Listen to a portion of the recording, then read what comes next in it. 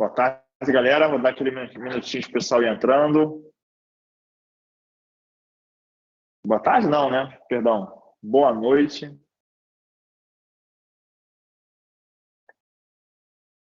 Eu vou dar, são 6h17, quando é 6h20 a gente começa o nosso papo aqui, já tem o pessoal online, tá vendo? Também tem o pessoal entrando de YouTube também.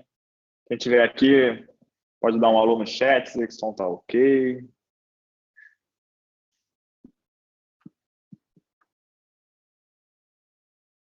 Deixa eu olhar aqui o YouTube, vamos lá.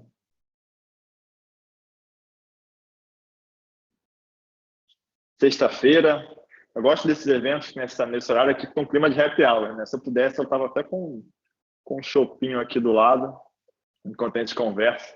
A gente tem temas aí. Nada melhor que trazer alguém que tem esse viés de renda fixa para esse momento recém-corte de juros, vai ter muito assunto aí, tá? Galera, para quem não nos conhece, tá? Meu nome é Bruno Oro, eu sou um dos diretores da Investmart. A gente é um escritório de assessoria de investimento da XP, está presente aí em pelo menos uns 10 estados e estamos chegando agora em Feira de Santana. Então, uma grande parte do pessoal que está assistindo a gente aí, tanto no Zoom quanto no YouTube, que é de Feira de Santana, estamos chegando, tá? O Leandro, que vai conduzir o evento, conduziu ontem, inclusive, ele é daí, a gente vai abrir o escritório aí, os projetos estão em vias de sair da gaveta, está bem animado. Eu quero participar da abertura, inclusive. Tomara que não seja mais num período virtual, seja num período que a gente possa ir lá, viajar e etc. Tá? Essa live vai ficar gravada no YouTube, é importante vocês saberem também. Tá? A gente está aqui no dia 8, um ou 2 dias depois do corte de juros, ali vocês terem uma noção temporal de onde a gente está. E falando um pouco mais do nosso negócio, a gente é uma empresa de assessoria de investimento. O nosso trabalho, o nosso dia a dia, ele é resumido em a gente traduzir o que acontece no mercado, o que acontece nos produtos de investimento para o investidor, que normalmente está num banco, está na poupança, ou nem começou a investir ainda e precisa de alguém para ajudar ali a ele dar esse primeiro passo e começar a investir, ou dar um outro primeiro passo, que é investir fora dos bancos, entender como funcionam as corretoras. A XP Investimentos é a maior corretora independente do Brasil. Então, esse é o nosso dia a dia. E nada melhor do que a gente trazer as pessoas, os gestores, os economistas, os analistas das assets, dos bancos de investimento.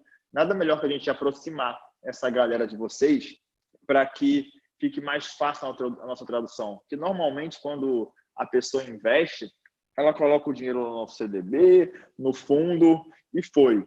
Ela não sabe muito bem o que acontece dali para frente, né? E aí, o que a gente tem feito aqui? A gente tem feito nas nossas lives, no nosso canal do YouTube, nas nossas redes sociais. A gente tem trago as pessoas que estão lá na ponta, as pessoas que decidem o que acontece dentro de um fundo de renda fixa, o que acontece quando um Moro sai, o que acontece quando o dólar sobe, o que acontece quando os juros caem. As pessoas que estão ali na tomada de decisão, no que fazer com o dinheiro do investidor. A gente gosta de trazer essa galera para a ponta, para vocês conhecerem, para vocês saberem, para vocês terem proximidade e até para, quem sabe, ter um insight ou outro de como aplicar, do que fazer com o seu patrimônio. A ideia é essa, tá? Eu confesso que tem tempo que eu não vou na Bahia, viu? Eu tenho saudade dessa terra, já fui em 6 carnavais de Salvador. Tem uma noção, Leandro? 6 carnavais. Agora eu não posso... Não sei se eu tenho essa energia mais, tá? Mas é um lugar que eu gosto muito. E como eu aqui dentro da Investmart, eu acabo que sou um ponto de suporte para as pessoas que são nossos sócios, que estão abrindo escritórios, eu tenho que viajar por percorrer aí os nossos 22 escritórios pelo Brasil. E aí, quando acabar esse negócio de poder voltar a viajar e quando tiver 100% lá pronto para receber os clientes aí em Feira de Santana, com certeza eu vou estar ali pelo menos ali umas 3 ou 4 vezes aí no ano, que se cair em fevereiro eu vou ficar até feliz, inclusive, para poder já pegar, já que estou aí mesmo, né, estender um pouco.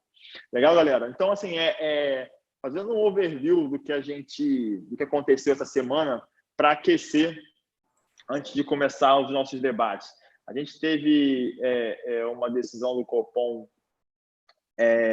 que pegou muita gente de surpresa, tá? Existia um consenso do mercado que a gente ia sair de 3,75 para 3,25, um corte de 0,5%, parecia algo ponderado.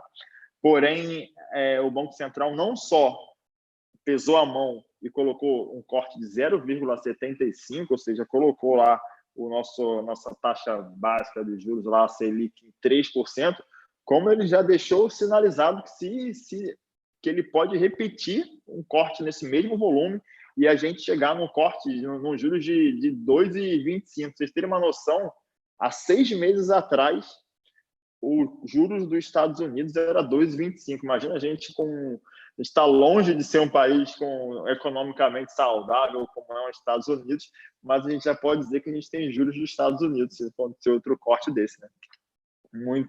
É um cenário totalmente novo, algo que a gente nunca viu, algo que refletiu diretamente no dólar. Então, vocês viram aí, se vocês acompanham cotações, vocês viram que o dólar, nesses últimos dias, aí ele aumentou, tá? Imagino que agora vai ajustar, que depois até deu uma arrefecida, foi muito a surpresa de um corte acima do consenso, mas é um Brasil novo, tá?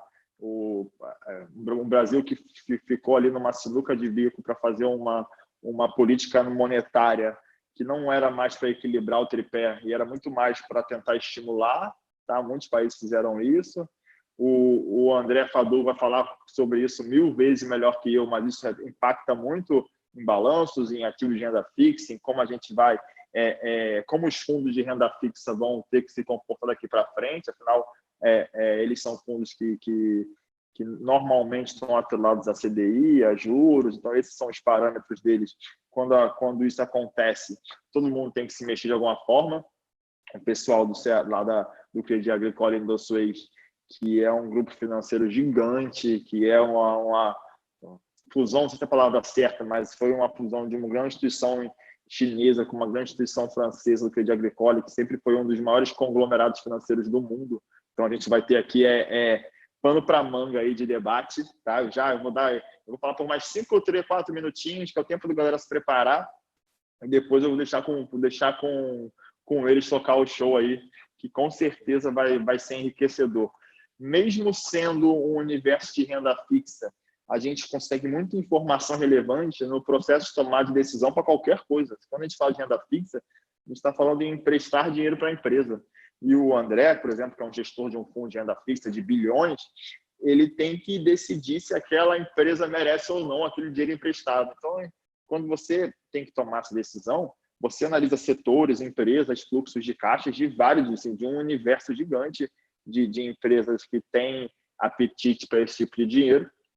E isso te ajuda. Eu brinco que eu gosto de falar com o pessoal de renda fixa para comprar ação na bolsa, que eu pergunto se aquela empresa está muito endividada, se ela tem dívida em dólar e está apertada.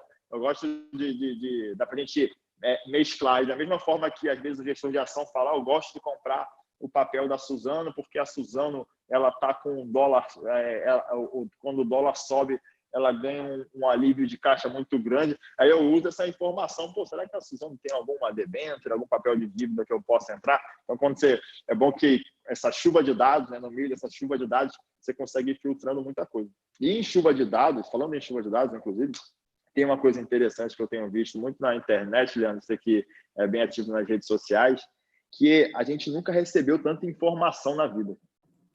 É muita informação de tudo que é canto.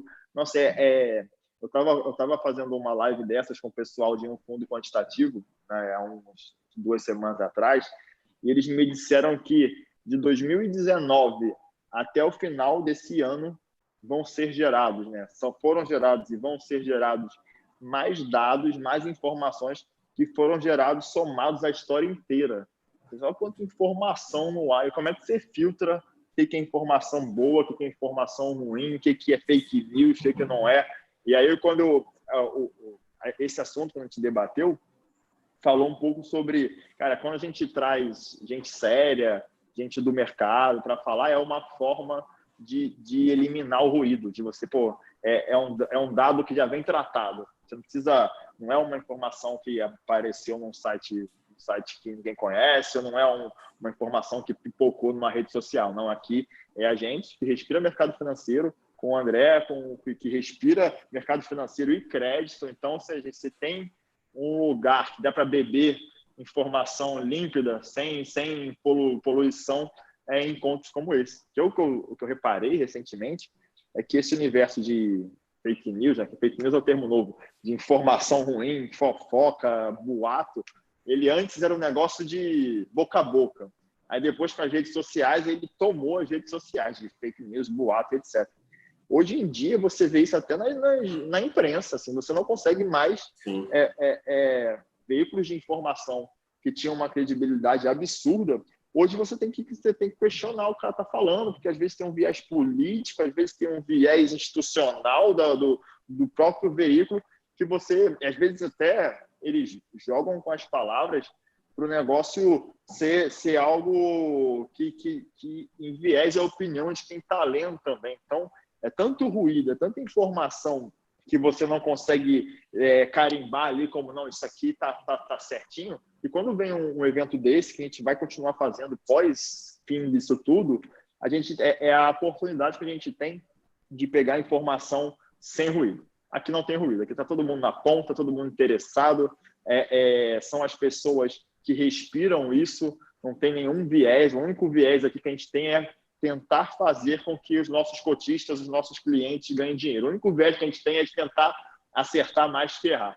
Então, aproveitem isso, tá? Aproveitem essa informação límpida, direto da fonte. Eu vi que tem mais gente no YouTube que nos ouve, acho isso ótimo também, que o YouTube a gente vai conseguir gravar, cortar para fazer umas pílulas para o pessoal sabendo. Então, aproveitem bastante isso, gente. Eu vou passar a bola para o Leandro, meu sócio e nosso gestor do escritório lá da Bahia. Leandro, muito obrigado aí por me deixar abrir seu evento, tá? Boa sorte na condução. Já começa com um craque aí, então muito boa sorte. André, cara, mais uma vez, sem palavras para agradecer. A gente teve uma nossa aí, né, há umas 2-3 semanas atrás também, foi sensacional. E a bola está com vocês, gente. Aproveitem bastante. Muito boa noite. Se eu não voltar no finalzinho para dar um tchau, bom final de semana. Obrigado, muito obrigado pelas palavras. Com certeza você vai ser muito bem-vindo aqui na Bahia, aqui em Feira de Santana. Vamos sim abrir o escritório depois que toda essa agonia passar, depois que todo esse cenário melhorar. Você vai contribuir bastante para o crescimento do escritório. André, desde nosso primeiro encontro digital, chamou muita atenção pelo cenário que a CEA Indosuez foi traçando e pelo o que ele foi nos adiantando também, e que veio a se confirmar à medida que o coronavírus foi tomando forma. Então, André, boa noite. Eu queria que você fizesse uma breve apresentação e depois já começasse a falar quais eram as projeções que vocês estavam fazendo ainda no final de 2019, para depois a gente começar a contextualizar melhor. Bom, obrigado. Primeiramente, boa noite, pessoal. Boa noite, Leandro. Boa noite, Bruno. Agradeço a oportunidade para a gente poder falar um pouquinho, não só do trabalho que a gente fez, mas o que a gente vem fazendo e quais são nossas perspectivas daqui para frente.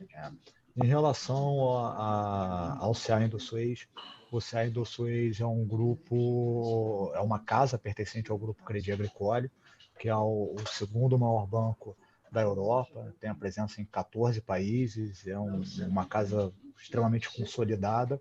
E aqui no Brasil ela atua na parte de corporate banking e dentro dessa parte do Crédit Agricole de corporate banking tem uma área também de private banking destacada, que é justamente o CA Indosuez.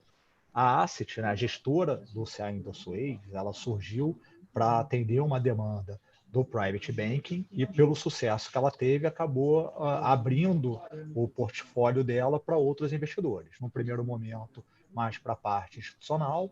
No segundo momento, a gente acabou capturando também o crescimento que teve de family offices, enfim, essa estrutura mais sofisticada.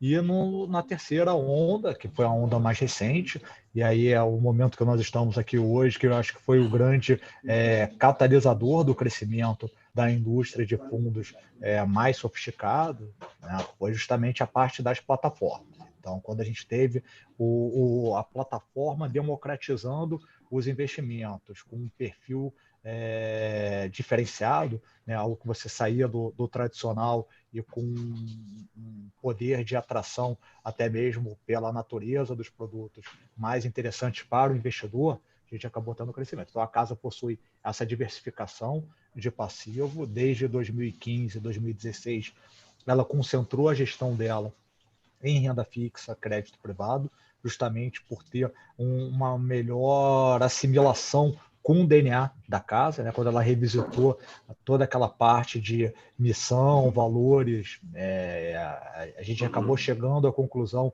que o que a gente tinha de melhor era justamente a estrutura de controle, processo, e até mesmo pela subordinação que a gente tem ao grupo na França, acaba tendo um controle maior ainda, e isso aí é fundamental para você fazer uma gestão eficiente na parte de renda fixa e crédito privado, o que acaba te engessando um pouco em outras estratégias, por exemplo, no fundo multimercado, quando você tem um spike de volatilidade, um movimento muito agudo de volatilidade, você acaba caindo em alguns pontos de risco, enfim, algo que você precisa ter uma certa agilidade ou para estopar ou para continuar, enfim, é algo que você não consegue ter dado a estrutura de reporte, a estrutura de subordinação que nós temos com a matriz, que é feito diariamente. Então, qualquer evento que tem em relação a desenquadramento ou quebra de mandato é reportado no mesmo dia para a França, e a preocupação do grupo é se a gente está fazendo de fato o que a gente se compromete a fazer. Assim, errar faz parte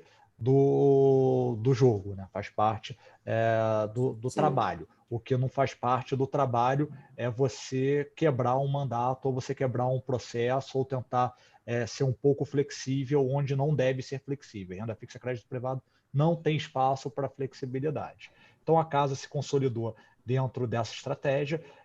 Eu vim para casa em 2018, em meados de 2018.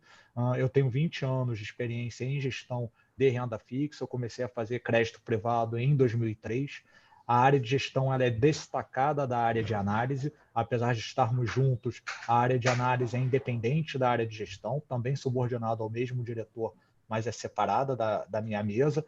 Ela é controlada pelo Nelson Chaves, que tem mais de 30 anos de experiência em análise de crédito privado. Ele não veio de outra estratégia, ele não era um analista de renda variável, não era um analista de commodities, não era um analista de nenhum outro setor. Ele sempre foi analista de crédito privado, então tem uma experiência muito grande nesse setor. E foi a área que mais teve investimento no ano passado, por exemplo, aqui dentro.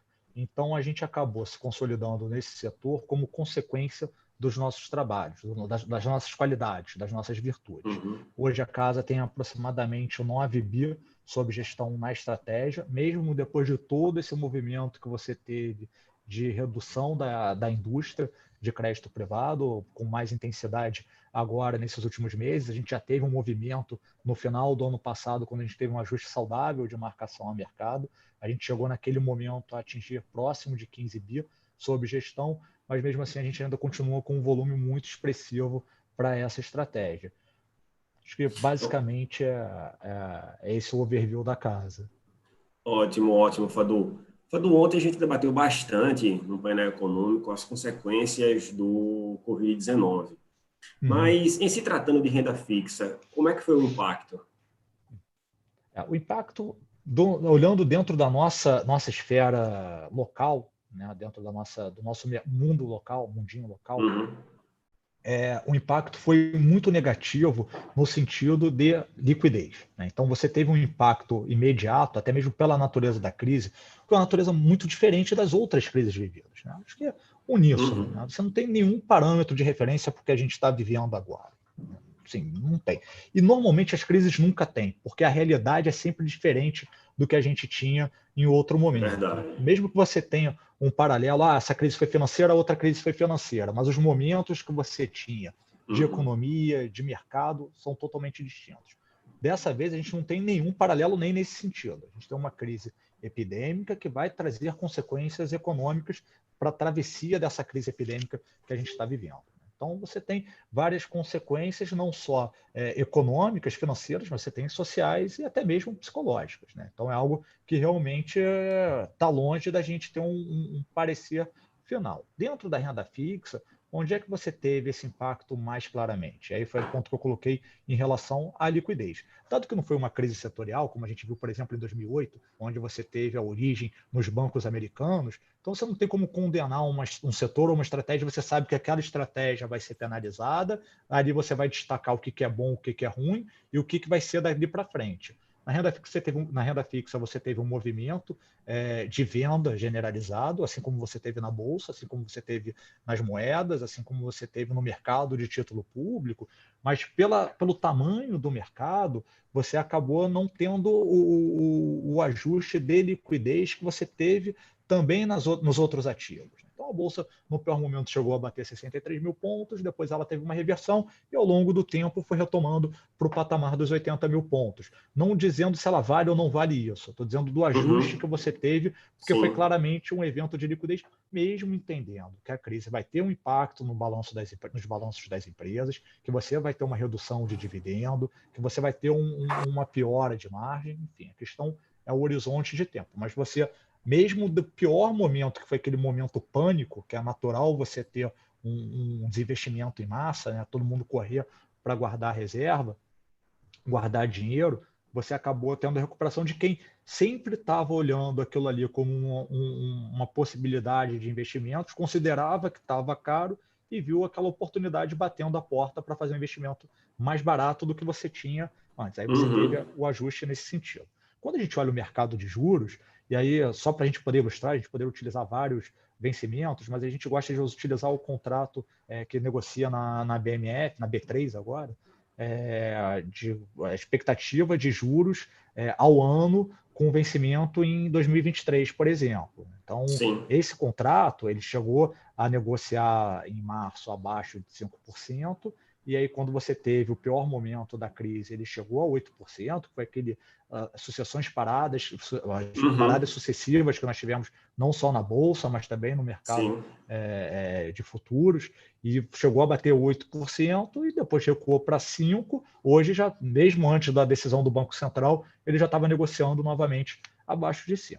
O mercado de crédito, você ainda não teve uma atuação de reversão desse movimento, porque o que falta nessa equação é liquidez. Então, olhando em termos de equação, o que foi sempre o perfil do Indosuez, a nossa equação sempre foi muito simples. A gente olhava dentro de uma fórmula a solvência da empresa, então a gente tem que ter conforto total que essa empresa vai pagar, a liquidez desse crédito no mercado secundário, dado que a gente é uma casa que tem fundos de D5 até D30, então você, independente da qualidade do crédito, ele tem que ser negociável, ele tem que ser líquido para você fazer frente aos seus resgates. Não adianta nada você dizer que é um fundo D5 que você não conseguir honrar esses resgates nesse prazo. E, por último, você tem a questão do preço. Num mercado que acabou crescendo muito em função do fluxo, e aí você acabou tendo um movimento homogêneo, isso inclusive está na nossa carta mensal, teve um movimento homogêneo de compra onde acabou gerando uma pressão de preços, os ativos subiram muito rápido de preço pelo excesso de demanda que você teve por parte dos fundos. Quando você teve um movimento inverso, acabou acontecendo o ajuste também no preço. Só que, dado a natureza da crise, que foi o ponto que eu coloquei, a gente não teve nenhuma alteração na parte da solvência. Você teve uma disfunção de preço derivado da variável liquidez. E aí, onde é que você resolve isso, dado que os outros ativos voltaram e o nosso ativo crédito privado, em especial, e até mesmo eu vou colocar renda fixa de uma maneira geral, porque títulos públicos, aí uma parte também de NTNB, que você acaba sensibilizando um pouco mais, ainda não voltou, porque você ainda não conseguiu cobrir essa liquidez. Na Bolsa você tem muito ainda o investidor interno. Nos juros você acaba tendo ainda uma atuação muito grande de fundos e tesouraria. Mas na parte de papel e crédito, que sempre teve uma atuação ou do mercado de fundos ou da parte do investidor estrangeiro, você não teve essa compensação. Quem é que vai compensar isso? Né? Onde é que você vai ter essa correção dessa disfuncionalidade, da liquidez, dado que você não tem como atrair novos personagens, dado o cenário macro global? Banco Central. Isso aí, porque é o Brasil, porque é uma economia mais vulnerável? Não, pelo contrário. A gente observou isso no mercado norte-americano, com a atuação do Fed. Ele fez isso em 2008, por isso que ele conseguiu fazer mais rápido isso em 2020. A gente tem acompanhado o Banco Central Europeu fazendo a mesma coisa no mercado de títulos europeu, e agora, pela primeira vez, o que a gente vê com muito apreço, é algo que realmente é muito necessário e foi muito louvável do Congresso Nacional a agilidade em promover a aprovação da PEC 1020, né, a famosa PEC do orçamento de guerra, para ter a atuação permitindo, entre um dos itens, a atuação do Banco Central nesses dois mercados, de título público e título privado. E aí você vai solucionar a parte da equação que hoje está distorcida, que é a liquidez, e aí você vai recuperar a derivada, que é preço. Então, o resultado que é preço. Então, toda a distorção que a gente viveu nos outros mercados, que foi corrigido por liquidez e que faltava essa liquidez no mercado de renda fixa, agora vai ser corrigida com a atuação do Banco Central. Ah, mas o Banco Central vai comprar qualquer coisa? Dificilmente não.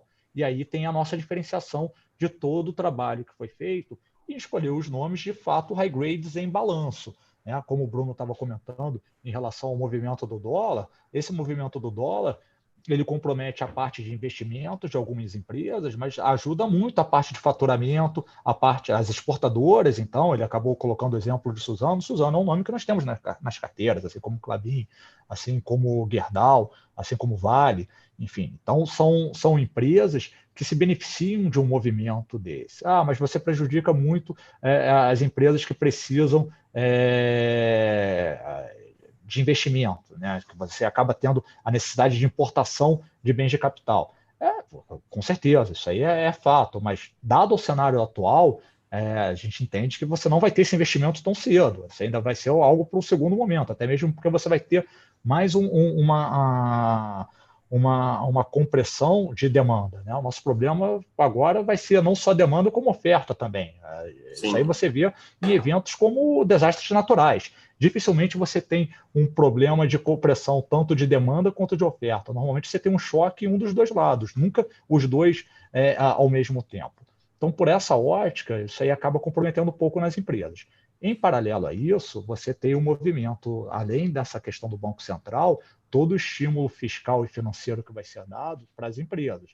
E, mais uma vez, vai em encontro com o que a gente tem, vai ao encontro do que a gente tem nas carteiras. Então, são nomes muito consolidados, são nomes muito tradicionais, voltados basicamente nos setores essenciais, e os que não são dos setores essenciais, e aí a gente acaba tendo um pouco de varejo, um pouco de locação de veículos, são empresas líderes nos seus setores, onde elas têm uma capacidade de aproveitar o momento passado para fazer um reperfilamento da dívida, então elas não têm uma necessidade de refinanciamento de curto prazo e acabam tendo uma certa resiliência em relação a essa travessia da crise. As demais empresas são muito tranquilas. Nós não temos bancos que dependiam de um cenário mais favorável para continuarem expandindo, para continuarem crescendo. Nossos bancos são todos bancos muito tradicionais. Na parte de empresas, eu já citei também, a gente não pegou nenhuma empresa nova ou um setor que estaria dependendo de um IPO ou de um movimento de crescimento constante. A gente ficou fora dos setores mais estruturados e consolidamos onde a gente faz bem o nosso trabalho. Análise diferenciada e em momentos desse de falta de liquidez, mesmo sem atuação do Banco Central, empresas bancos e seguradoras, que no final do dia são os tomadores na margem em momentos de crise, teriam uma boa aceitação, que foi o que aconteceu. Então, eu comentei com vocês a variação que a gente teve de patrimônio e a gente em nenhum momento teve nenhum problema de liquidez. E é importante destacar, desculpa me estender um pouco, mas é um ponto importante. Fique à vontade. Até porque você já está adiantando algumas respostas de perguntas que eu ia fazer. Então, eu estou achando muito interessante. Pode ficar à vontade. Desculpa, então. Então, e um ponto interessante, que não basta você conseguir pagar todos os resgates. Você tem que pagar os resgates e manter a sua qualidade de carteira e de liquidez. Porque eu posso ter um fundo de 2 bilhões e amanhã pagar 1 bilhão de resgate, mas o que ficou dentro dessa carteira? Será que eu estou comprometendo o cotista que ficou no final do dia com uma carteira com pior qualidade ou com uma pior liquidez, que caso ele precise, num segundo ou terceiro momento desses recursos, eu não vou conseguir entregar, eu vou entregar com um valor muito pior, mesmo tendo resolvido toda a parte de liquidez no sistema com a atuação do Banco Central? É essa responsabilidade que a gente tem que ter. Então, por exemplo, fundos como a GLT, né, que é um fundo D5. Ele saiu de um patrimônio que no melhor momento chegou a ter quase 1 bilhão e 800 e hoje ele está próximo de 700 milhões de patrimônio. Em nenhum momento a gente teve que piorar a qualidade dessa carteira, nem em solvência, nem em liquidez. Esse papel aqui a gente vai precisar vender, mas o preço para vendê-lo hoje vai dar um impacto na cota negativo. Mas vai ser uma cota que, inclusive, vai ser utilizada para quem está saindo. Quem está ficando vai ficar com a carteira de melhor qualidade. A gente sempre vai preservar o investidor que está ficando. A gente não vai fazer uma cota comercial simplesmente para não ter um impacto negativo e acabar comprometendo um posicionamento ou em ranking ou numa amostra em prol de quem está saindo e deixando um problema para quem está ficando. Lá na frente a gente vê. Então, essa questão da liquidez ela é muito importante porque você tem que ver o que está ficando dentro da carteira dos fundos. Então, a gente gosta de abordar isso porque a gente tem muita tranquilidade no trabalho que foi feito para deixar nas carteiras o que tem de melhor. Então, quando a gente tiver a volta, seja via atuação do Banco Central, seja a normalização de preços naturalmente, você vai ter essa recuperação com qualidade. Não vai ser uma recuperação especulativa. Nós não somos multimercados, nós não somos fundos macro, nós somos fundos com perfil de crédito de altíssima qualidade, nem high yield. A gente não pode nunca chegar e falar, mas faz parte, mas aconteceu com todo mundo. Não, a gente tem que entender o que aconteceu, explicar por que aconteceu e por que a gente teve aquele impacto. Da mesma forma que a reflexão que a gente faz em relação a todo esse movimento é que fundos como, por exemplo, a GLT, tendem a passar por uma reestruturação. Fundos DI que tinham uma exposição em crédito privado como o nosso de quase 50%, um fundo D0, onde o investidor esperava receber algo próximo do CDI, um pouco acima, um pouco abaixo, e teve uma variação negativa, o que pegou totalmente de surpresa, e esse impacto negativo, nada mais, nada menos, foi o impacto em créditos como Itaú, como o Bradesco, como o Santander, como o Safra, como o ABC, BTG, enfim, esses bancos, você não teve um impacto por um problema de qualidade de crédito, você teve um problema de marcação. Eu só tinha visto algo nessa classe em especial em 2002, quando a gente teve a implementação da SPB, quando teve a marcação ao mercado dos títulos públicos. Então, é algo que merece ser revisitado. E aí é um trabalho a quatro mãos, é entender o que o investidor precisa e a gente vê, dado a nova realidade do mercado, o que é possível oferecer. A gente tinha uma volatilidade muito baixa, porque o mercado era um mercado de baixa volatilidade. A gente repassava ao investidor o que acontecia no mercado. Agora a gente viu que o mercado mudou e a gente tem que entender o que a gente pode repassar para esse investidor. Então, é uma reflexão que tem que ser feita sempre. E é outro trabalho que a gente está fazendo aqui, que a gente também vem comentando na carta mensal de abril. Ótimo, ótimo. Eu falei para você que você já vinha adiantando algumas respostas, porque realmente o risco de crédito, ou seja, quando você fala que as empresas vão ter um fluxo de caixa menor, ele aparece. E você já respondeu, não, nós estamos alocados em boas empresas, empresas consolidadas, empresas que vão passar certamente por esse momento tão difícil. Mas o Brasil está migrando. Eu lembro que ao longo de 2019, para não ir muito distante, enquanto a Bolsa crescia muito e a taxa Selic reduzia bastante, muita gente me perguntava, Leandro, a renda fixa morreu, a renda fixa está morrendo. Eu falava, não. E cada vez mais eu tenho passado exemplos de títulos que trazem um retorno muito positivo. Então, saindo de um país que era 1% ao mês para um país que está tendenciando a ser 1% ao ano, onde é que você identifica grandes oportunidades ainda na renda fixa e no crédito privado?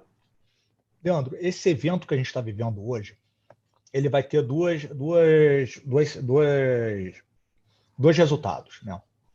Um resultado vai ser um resultado meio leonino, que vai envolver um certo darwinismo. Então, você teve empresas aproveitando o momento que a gente teve em 2018, 2019, a cessão do mercado de capitais com um perfil de crédito de altíssima qualidade, que eles não deveriam estar acessando nesse momento, porque era muito fundamentado em perspectivas e você tinha uma liquidez muito grande nesse mercado pelo crescimento dos fundos.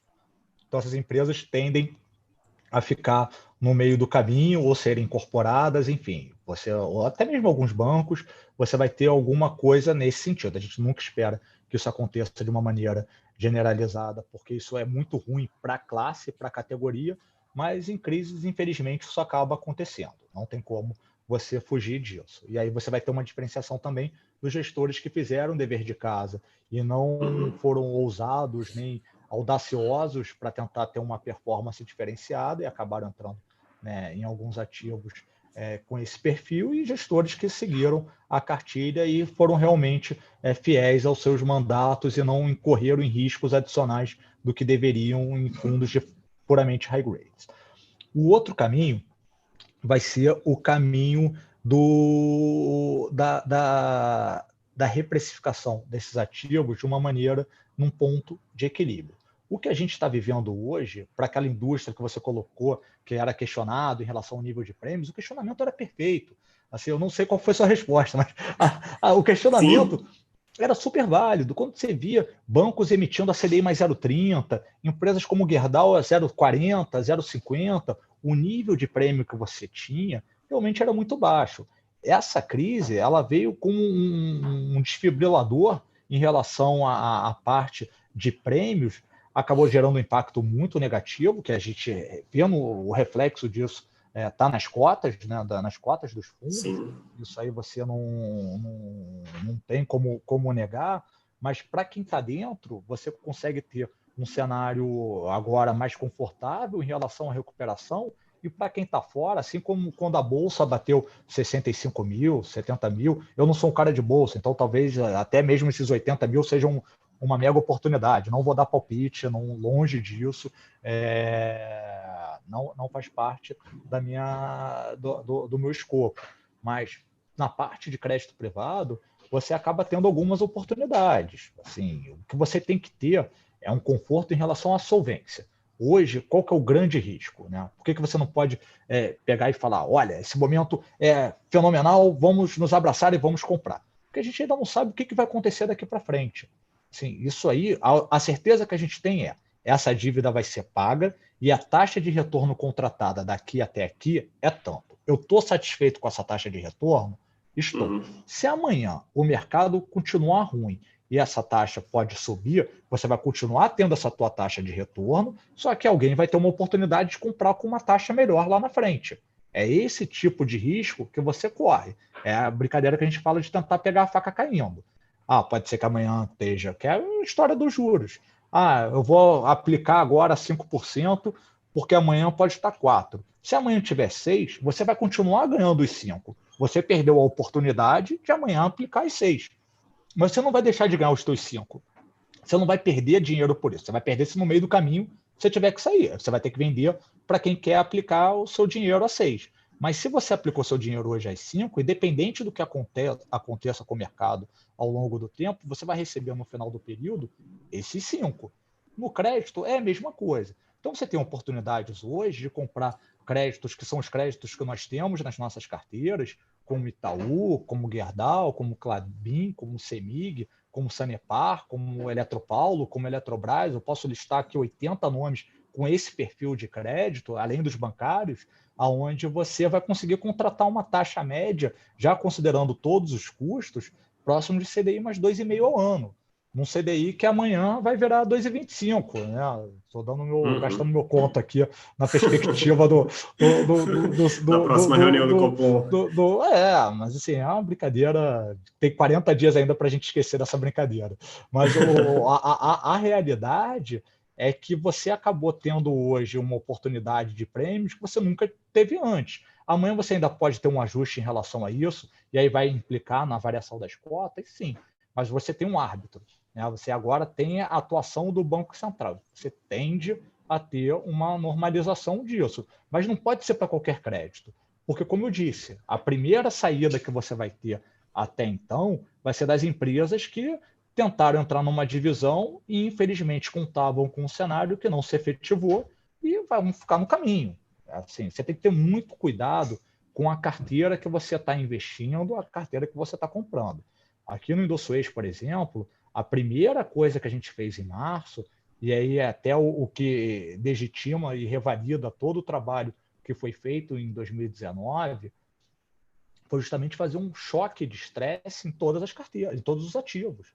Isso foi feito. Foi feito desde Eletrobras, onde você tem todo o apoio do governo até Via Varejo, que foi uma empresa que ficou aí na berlinda durante quase 2 semanas. A gente observou o que aconteceu, Verdade. por exemplo, fica mais fácil de visualizar a dinâmica da ação. E a gente tem uma dívida que vence agora, em setembro, uma dívida de curto prazo. Para vocês verem um nível de preocupação, por mais que a empresa tenha caixa para pagar essa dívida na data, né, não é algo que já está, não depende do faturamento dela, não depende, a gente consegue estressar o suficiente nesse horizonte de alguns meses para saber se ela paga ou não paga a nossa dívida, e mesmo assim a gente estressou muito a empresa em relação ao que ela poderia fazer para não pagar essa dívida. É esse ponto, é esse nível de conforto que a gente tem na nossa carteira para poder fazer esse discurso, para poder conversar, bater esse papo como a gente está batendo e passar o que foi feito. Isso foi feito, isso foi pago um preço para isso. Não tem mágica. Como a gente disse, renda fixa, você já sabe o valor lá na frente. O que você faz é descontar um valor hoje para ver o seu retorno. Então, ele pode ser maior ou menor de acordo com a dinâmica de mercado. Esse ajuste foi feito em 2019, se a gente olhar nos rankings comparativos, isso é óbvio, a gente não vai ser desonesto intelectualmente aqui de falar, não, assim, você pega o ranking de 2019, boa parte da nossa performance é explicada justamente por essa estratégia que a gente adotou. Foi uma estratégia de escolher os nomes mais tradicionais, mais óbvios. Mas os fundos rodaram mal, mas pelo nível de prêmio que era praticado, a gente tinha 2 opções, ou alocava naqueles ativos, ou deixava em caixa e tinha um carrego pior ainda, ou você simplesmente corria para estratégias mais estruturadas, mais heterodoxas, empresas que estavam acessando o mercado pela primeira, segunda vez, não por uma opção, mas por uma questão de idade da empresa, né? Tempo de empresa, até mesmo para aproveitar o excesso de liquidez que você tinha no mercado, assim como alguns bancos. E a gente ficou de fora dessas estruturas, que até então pagavam prêmio, acabou tendo um carrego muito favorável, mas esse carrego só se efetiva no desinvestimento. Né? Então é importante reforçar isso também. Esses papéis continuam hoje no mercado e a gente não tem esses papéis. Esse preço já foi pago. A gente teve não foi algo que foi um mirabolante, compramos barato, fizemos isso, fizemos aquilo. Não, é tudo consequência, ele não pode ser causa. A sua carteira não pode ser causa de um fator desse. A sua rentabilidade tem que ser consequência da sua carteira, não o contrário. Então, esse trabalho todo foi feito. Ótimo, ótimo. Bruno até comentou, e eu fui pegar aqui o celular para ver o XP Trader, que mesmo com o corte, realmente, a gente ainda tem uma projeção, ainda tem uma curva longa de juros alta. Então, como é que está essa projeção de vocês? Vocês também acreditam nessa abertura? Vocês acreditam em patamares mais altos daqui a 10, 15 anos? Leandro, essa pergunta é muito boa, porque era um dos nossos medos em relação a um corte mais agressivo do Banco Central. O nosso economista tinha uma visão muito clara em relação ao corte, que ele acabou se colocando numa situação delicada, né, pelo problema de comunicação que tem ocorrido já há algum tempo, mas a gente esperava algo próximo de 0,50. Por quê? Hoje o impacto na curva de juros é muito baixo para você ter algum combate à atividade ou à crise epidêmica.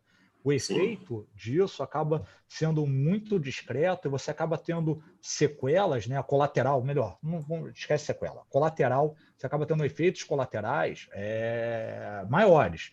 Ele, inclusive, na ata da reunião retrasada, né, sem ser essa última reunião, na reunião anterior, ele foi muito feliz, foi um ponto que a gente elogiou muito, que ele colocou em relação ao corte ligado à contraproducência de você ter um corte mais intenso. Né? Ele foi bem categórico em relação a isso. Entendemos que seria contraproducente um corte maior. Então, ele viu, inclusive, o impacto que teria em relação à moeda, em relação ao que você teria de ancoragem futura, e isso é muito importante, porque não adianta nada um movimento de curto prazo, porque o que o investidor olha na hora da tomada de decisão dele, se ele vai investir na economia real ou se ele vai investir de forma rentista, né, em relação à alocação desse recurso, é na curva longa. E foi claramente o que aconteceu ontem, foi esse movimento. Você teve uma redução de prêmio agressiva, porque é matemático, né? Ele vai decidir quanto é que vai valer aquele juro aqui do curto prazo, aqueles juros do curto prazo, mas a parte longa, que é a expectativa lá na frente, empinou. E empinou não foi no sentido de que cedeu menos do que o curto. Não, ela ganhou prêmio. Ela teve uma performance muito negativa. Para você ter uma ideia, a gente gosta de olhar, dado um horizonte que a gente considera razoável em termos de governo, em termos de dinâmica de economia, a gente gosta de olhar o vencimento com janeiro 23, que foi exatamente o que eu dei de exemplo no início do nosso bate-papo. A partir de janeiro 23, olhando até janeiro 29, que é onde você consegue ter uma liquidez grande também, poderia até pegar um vértice maior, mas a gente tentou ser fiel à questão de liquidez, à negociação. Você tem aí um juros embutido, né, um CDI médio de janeiro 23 até janeiro 29 de 9,75. Então você está quase se aproximando dos 2 dígitos novamente, que é algo que é um palavrão hoje em dia. Essa sensibilidade, essa precificação vai muito em linha com toda a expectativa que se tem, negativa, de como vai ser a correção de toda essa renúncia fiscal que está sendo feita, de toda essa expansão monetária que está sendo feita, que está sendo criada, e como você vai corrigir isso lá na frente. Né? Tem um pequeno adicional aí de toda a instabilidade política que a gente viveu e vem vivendo, mas o Brasil vai ser sempre o Brasil, acho que até batendo mesmo, né, chovendo molhado, essa questão do risco político, acho que isso aí não vai mudar muito tão cedo, acho que quer dizer, não vai mudar nunca. Mas, enfim, a gente vai ter uma melhora, uma piora, mas vai ser algo sempre inerente ao nosso mercado. Então, esse movimento que a gente teve do Banco Central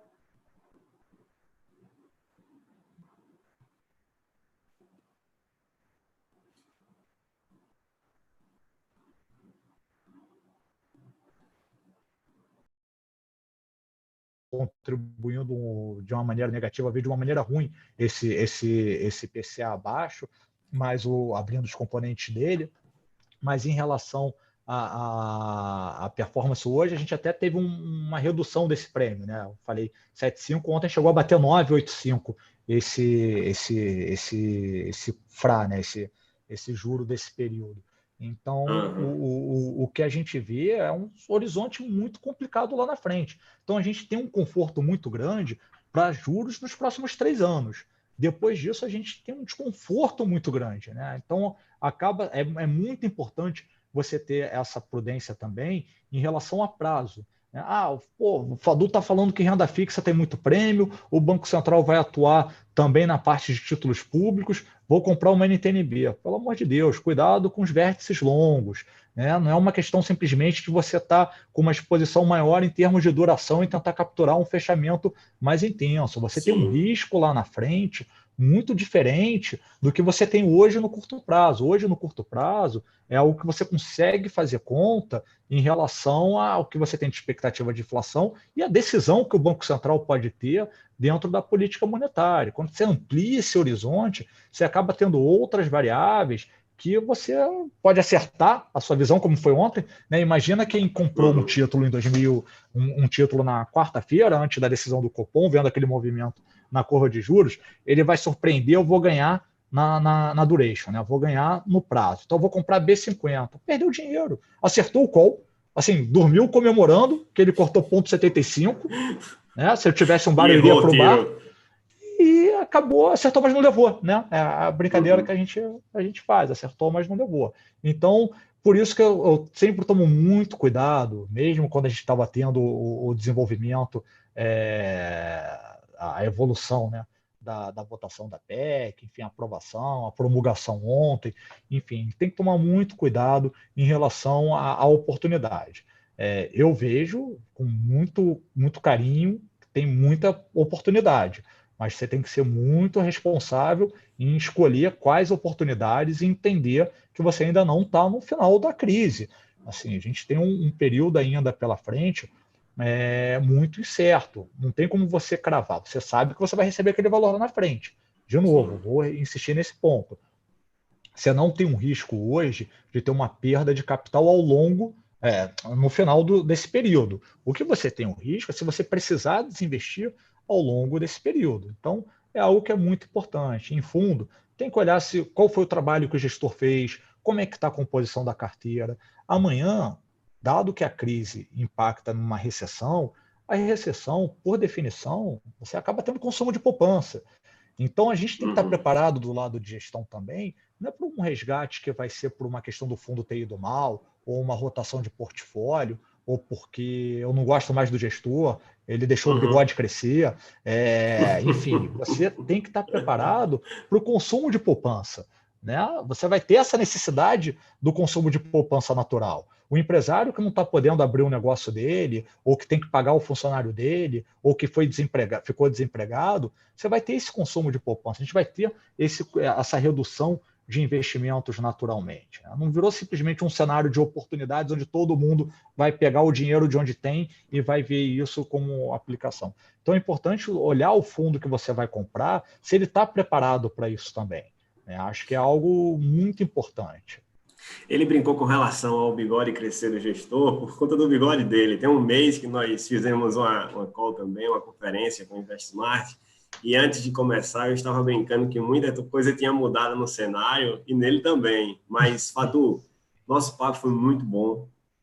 Como eu te falei mais cedo, antes de começar, eu tinha certeza que ia fluir rápido, fácil, e agora eu estou me controlando porque ainda tenho perguntas, mas não tenho mais tempo, por incrível que pareça. Entendeu? Mas eu queria que você encerrasse com uma mensagem aí. Se for otimista, eu até agradeço, mas se não for, que seja realista, entendeu? Com a sua cara, realmente, para que a gente dê continuidade ao InvestSmart Day aqui de Feira de Santana.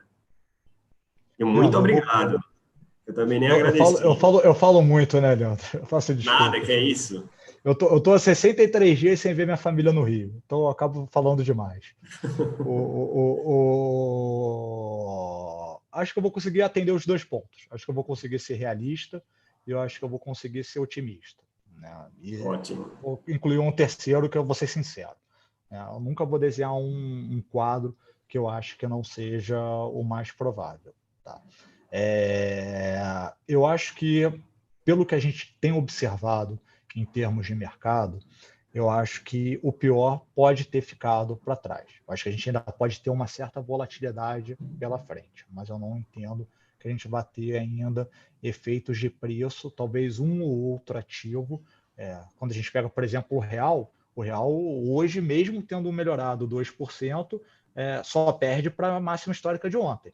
Né? Isso ainda continua no nível máximo do real, do dólar frente ao real. O real continua sendo a pior moeda, uma das piores moedas no ano. Então, se não for a pior das mais líquidas. Né? Entre as mais líquidas, eu posso garantir que é a pior. Então, isso mostra o quanto a gente ainda tem de incerteza, o que pode ter de volatilidade pela frente. Mas quando a gente olha os outros ativos, onde você consegue fazer conta, por exemplo, uma ação nada mais é do que também um ativo real. Você consegue fazer conta daquela empresa. Foi até uma brincadeira que eu fiz, que eu fiquei impressionado quando os gestores de bolsa, os analistas de bolsa, tiveram que defender se a empresa ia quebrar ou não. Antes você defendia earnings, você defendia o que você tinha, assim, diversas variáveis, mas nunca defendia se ia quebrar ou não ia quebrar. Né? Então, é algo muito curioso. No crédito, você acaba tendo isso de uma forma mais simples. Né? Você consegue fazer uma conta mais simples em relação ao pagamento daquela dívida para aquele período. O que você tem hoje de disfunção, dado que não foi nada setorial e nada específico em relação a uma classe, e o que você tem é justamente uma crise com o apoio dos governos que vai injetar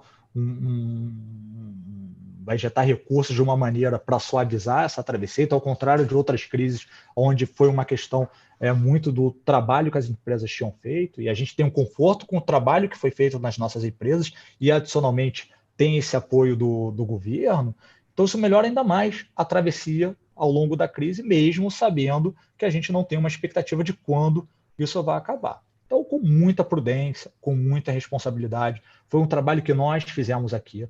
Então, eu consigo dar muita tranquilidade em relação ao que nós temos nos nossos fundos justamente por isso. Por isso, eu consigo passar uma mensagem otimista, no sentido de que Nós não temos nenhuma preocupação de curto prazo dentro dos nossos ativos e tenho muita confiança no longo prazo no comportamento dos nossos ativos, mesmo ainda não tendo um panorama de quando isso deve, pelo menos, atenuar, né? Você ter uma acomodação em relação a todo esse efeito que a gente vai ter da pandemia. Paralelo a isso, a gente tem uma exposição na parte de juros que acaba se beneficiando desse movimento do Banco Central.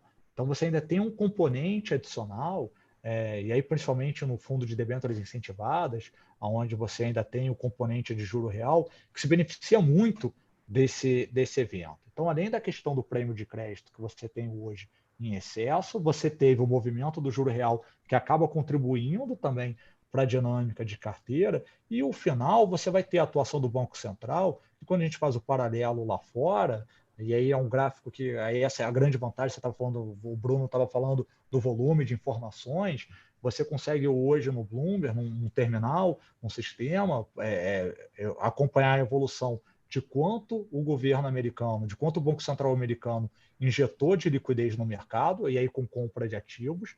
Você tem um índice onde você consegue ver o comportamento dos prêmios dos papéis high grades, e aí aqui o que seria mais próximo seria o IDA, né, o índice de debêntures da União. E você vê claramente que conforme ele começa a injetar dinheiro, a recuperação desse índice. E aí a gente pegou um fundo, e aí a gente pegou a Pinco, ou poderia ter pego da Oaktree também, casas tradicionais, e você vê o comportamento das cotas justamente no mesmo movimento. Então, com essa atuação, não tem como aqui ser diferente. Não tem. Seria um absurdo não ter um movimento como esse. Então, eu acho que esses pontos fundamentam um otimismo. E aí, por isso que eu te disse, eu acho que vai ser uma mensagem otimista, é a nossa visão da casa, por isso que eu consigo passar tranquilamente essa mensagem final. Eu vou me meter numa seara que eu não deveria me meter em relação a recomendações, enfim, sugestões, mas vou deixar minha recomendação aqui de aleatória, mas eu acho que é importante essa recomendação, mesmo que você tenha uma reflexão em relação ao perfil do produto, que eu já disse, de novo, acho que é legítimo, é válida, nós temos que ter essa reflexão em relação era um fundo que eu contava com D5, não era para ter acontecido isso, era um fundo que era D0, não era para ter acontecido isso, enfim. Com a atuação do Banco Central, vai ser recuperado alguma coisa. Então, a minha sugestão que eu dou, me metendo em investimentos, aguardem essa atuação se efetivar, esperem que deve ter uma recuperação em relação a preço com essa atuação, e aí sim, tomem sua decisão de mudar o portfólio, aí é contigo, Leandro, com vocês aí, pessoal, de novo, estou me metendo numa seara que eu não deveria me meter, mas eu acho muito importante, como dever fiduciário de gestor, passar a mensagem que tem aí um prêmio ainda a ser recuperado no curto prazo com um fato concreto. Né? Não é algo especulativo simplesmente. Tem uma variável especulativa de quando, né? De como, mas a gente sabe que vai ter essa atuação e que tende a ter esse efeito. Ótimo, muito obrigado, André. Espero contar com você nos próximos encontros. Prometo falar menos. Que é isso, não precisa se preocupar, mas muito obrigado. Tá bom, pessoal. Boa noite. Boa noite. Dando continuidade ao nosso encontro, eu queria apresentar Luiz Mercedes e Luiz Mercedes Júnior, que já estão online com a gente e vão participar do nosso próximo bate-papo. Na verdade, é um bate-papo com duas gerações de empresários, para que a gente comece a entender como os empresários estão se reinventando. Luiz, boa noite, tudo bem? Tudo bem, Leandro, como vai? Boa noite a todos, é um prazer estar aqui com vocês. Prazer é todo nosso. Boa noite, Luiz Júnior, tudo bem? Boa noite, tudo ótimo, boa noite a todos. Vamos bater esse papo, né? Isso. Luiz, ainda em 2019, o ano foi marcado pela transição de governo, discussão com relação à aprovação de algumas reformas, que levaria a um cenário até otimista para 2020. Quais eram as projeções assim do setor empresarial para 2020, antes do coronavírus? Olha, tínhamos um patamar de crescimento de 2015 até 2019, números que a economia já vinha, o varejo do Brasil já vinha, de uma certa forma, capengando. E Sim, daí, até janeiro, a gente já começava a deslumbrar um varejo novo, um varejo com aquecimento, um varejo com recuperação, as reformas sendo aprovadas, depois que o Bolsonaro conseguiu, junto com o Guedes, aprovar a Previdência e a reforma tributária, a reforma, e tudo em andamento, a gente entendia e enxergava com a clareza que as coisas estavam andando e andando muito bem e o Brasil estaria em uma posição muito bacana, né? Isso até o mês de janeiro, fevereiro, víamos. Eu lembro que no mês de fevereiro nós estávamos com 2 dígitos, a indústria de automóveis em expansão, enfim, a economia dando um sinal, as pessoas não tinham sentido o dinheiro, a coisa no bolso, mas estava no espírito, todo mundo sentindo, otimista, todo mundo, né, verdade. apostando no Brasil de uma forma muito positiva, né? E aí chegamos nesse momento, né? Mas, para não ir muito longe, pegar de 2000 para cá, a gente teve crise da internet, que foi da bolha, da crise das .coms, Torres Sim. Gêmeas, crise na Argentina em 2001, 2002, aí você vai para a crise nos Estados Unidos, que foi a crise do subprime, tem crise na Grécia, que acaba repercutindo e espalhando ao longo da Europa, depois, voltando para o Brasil, impeachment da Dilma, Joesley Leidey, ou seja, numa escala maior, numa escala menor, mas todas essas crises refletiam e repercutiam nos nossos negócios. O que é que você aprendeu ao longo desse tempo, ao longo de tantas crises como empresário? Olha, eu lembro do momento Collor, que eu imaginava que eu só tinha 50 reais, 50 cruzeiros na época no bolso e o mundo parecia que ia acabar. Todos os momentos de crise, os otimistas ganham muito e os pessimistas terminam acabando, porque o Brasil é como um paciente de câncer. Se você tem otimismo, se você acredita, a chance de se recuperar é muito maior. Porque o empresário, de um modo geral, a maioria, eu sou presidente do CDL, em Feira de Santana, fundamos o CDL Jovem e criamos o Momento Experiência, que é quando o pai, o empresário bem-sucedido, vai falar a sua vida, como foi. Então, eu senti assim, todo mundo teve dificuldade, todo mundo foi muito pobre, dificuldades básicas até.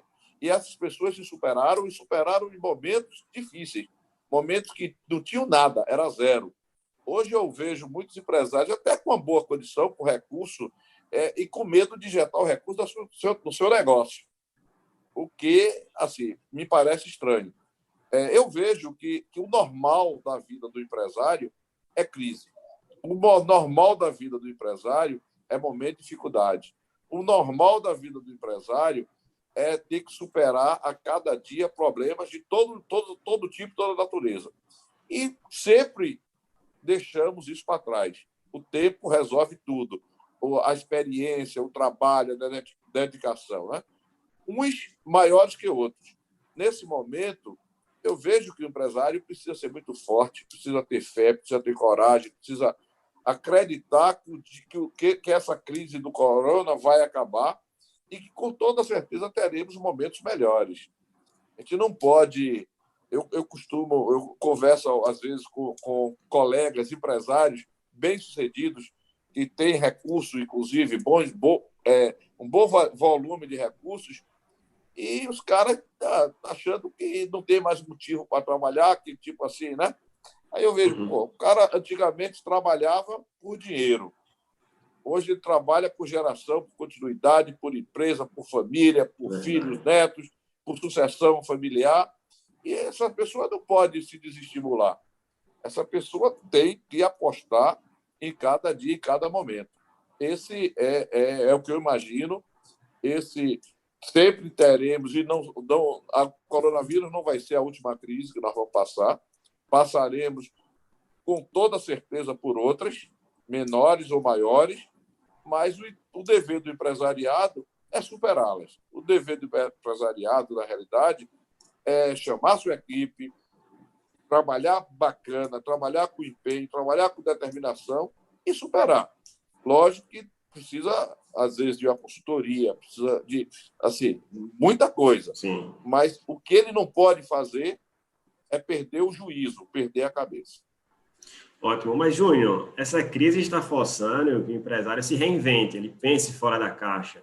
Esse processo já se iniciou? Como é que ele está?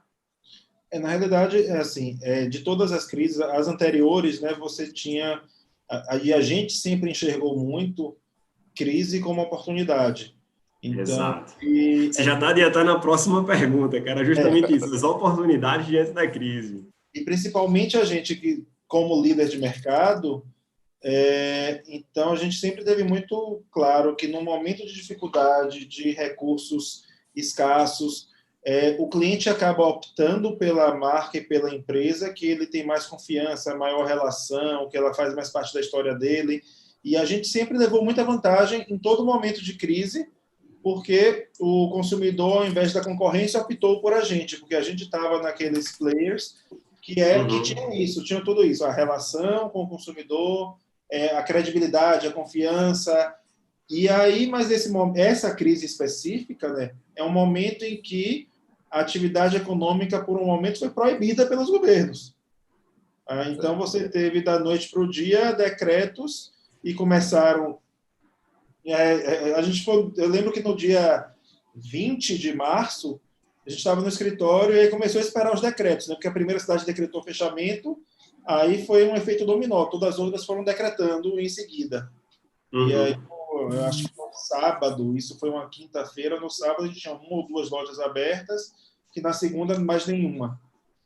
E aí aí é um momento que, no primeiro momento, aquela coisa, vai ser uma semana, vamos esperar passar e voltar, vamos ver o que é que faz com as pessoas, como é que vai atravessar isso, o que é que faz com conta para pagar porque o escritório não vai funcionar. Então, aquela primeira semana foi aquele momento que ninguém entendia nada, mas tentava como passar essa semana. E aí, depois do tempo, a gente foi percebendo que não seria uma semana, que podem ser meses, e que a empresa vai ter que conviver com isso, e vai ter que superar, e vai ter que sair do faturamento zero. Algumas lojas começaram a reabrir, e o faturamento começou a vir, algumas lojas a gente começaram a fazer um atendimento maior via WhatsApp, porque o cliente começou, no primeiro momento, nem o cliente queria comprar, né? Era aquela coisa do, não, fique em casa, e até as pessoas não queriam comprar porque não sabiam o que ia acontecer, né? Não sabiam como é que ia ser o salário delas, como é que ia ser a renda, não tinha uma necessidade específica mesmo de comprar sapato, roupa, porque que a maior parte dos nossos negócios é a venda de calçados e confecções. E naquelas 2 primeiras semanas, tudo era muito indefinido, né? Ninguém sabia por quanto tempo eram essas restrições, o que aconteceria, como é que ficaria a economia, e as medidas foram sendo tomadas e as necessidades das pessoas começaram a surgir. As pessoas começaram a precisar comprar, a querer comprar, o que no primeiro momento não existiu. E aí houve uma corrida muito grande das empresas para tentar ir para o digital. A gente não estava no digital, a gente tinha projetos embrionários, e aí todas as empresas que eu conheço, a gente começou a ter contato com muitas empresas, né, que é uma característica muito grande desse momento, que é a troca de experiência entre empresas. Sim. E a gente tem conversado com empresas do Brasil inteiro, e aí todo mundo correndo para o digital. Ontem eu conversei com uma empresa de tecnologia do Rio, comprando uma tecnologia nova de atendimento, e esses caras estão numa demanda muito grande. Imagino. Então, porque está todo mundo mergulhando. E quem já tinha isso, o caso, por exemplo, um exemplo bem sucedido da Arezzo & Co, que ele tinha lançado as compras e as vendas via venda link, né, que era aquela venda que ele tem um aplicativozinho que a vendedora manda as fotos para o cliente escolhe via WhatsApp, paga pelo link Cielo e a loja entrega. E era um serviço que a Arezzo & Co prestava, mas que o faturamento era próximo de zero. Não havia interesse das equipes em trabalhar, dos franqueados em... A gente tinha uma situação muito cômoda, que era a loja com o cliente vindo comprar o tempo inteiro, e ninguém focava nisso. Aí a vantagem para eles foi que quando veio esse momento, eles já tinham toda a plataforma pronta, montada, estruturada, então eles saíram na frente para esse atendimento. E aí todo o mercado está correndo atrás disso, né? Que é a venda via WhatsApp, a venda via redes sociais, quem não está no e-commerce. E aí tem uma grande parcela das pessoas que falam o consumidor vai virar digital, né? Que o consumidor depois desse momento vai querer só a compra na internet. E para mim provou o contrário, porque a compra na internet está aí, não parou em momento nenhum. Desde o dia 20 de março, lá quando houveram as restrições, nenhum site deixou de funcionar e deixou de estar disponível. Mas não é o que os clientes querem. Os clientes querem a loja, querem a relação. E aí eu acho que nesse momento passa a surgir muito o consumidor omni. Não vai ser o consumidor digital que foi criado nesse momento. O consumidor passa a ser efetivamente omni.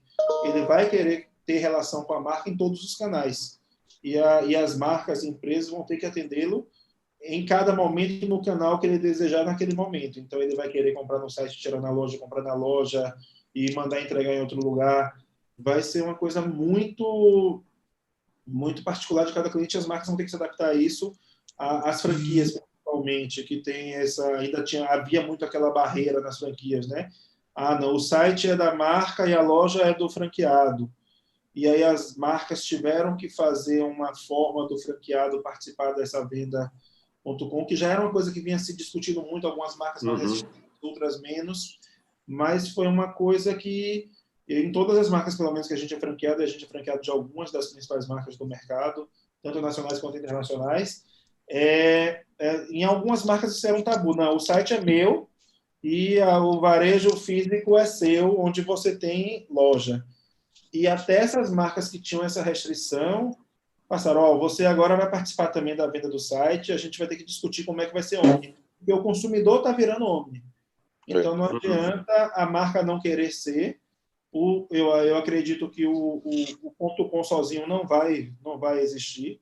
O .com vai ter que ter realmente uma integração com o físico e o físico também com o virtual.